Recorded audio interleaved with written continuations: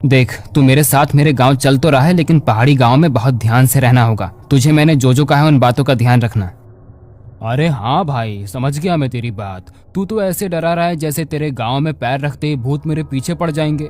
तुम लोगों ने खामखा अफवाहें फैलाई हुई हैं। पहाड़ों में मसूरी घूमने जाते हैं, शिमला घूमने जाते हैं, वहाँ भी तो सब 7 बजे के बाद बाहर निकलते हैं। वहाँ तो ऐसा कुछ नहीं होता। हाँ, लेकिन ये शिमला मनाली नहीं है। पहाड़ों के गाँव और उन जगहों में बहुत फर्क है। अब गाड़ी में बैठ जा, हमें अंधेरा होने से पहले गांव पहुंचना है। मनीष उत्तराखंड के छोटे से गांव से आया था और दिल्ली में रहकर एक अच्छी नौकरी कर रहा था। बहुत टाइम बाद वो अपने घर वालों से मिलने जा रहा था। उसका दोस्त गौरव भी उसके साथ उसके गांव आकर गांव की खूबसूरती देखना चाहता था। वो दोनों सुबह ही गांव के लिए निकल गए ताकि शाम के 7 बजे से पहले गांव पहुंच जाएं।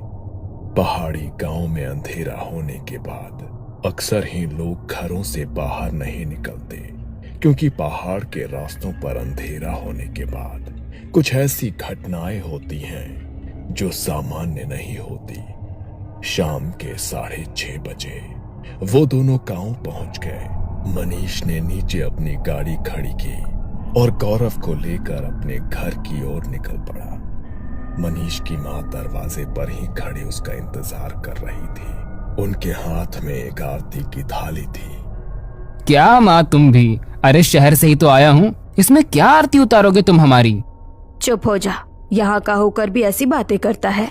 पता है ना, धीरे धीरे दिन ढल रहा है, 7 बजने वाले हैं। कोई भी शक्ति ऐसे पीछे पीछे आ जाती है, इसीलिए अग्निदेव उसे दूर कर देते हैं।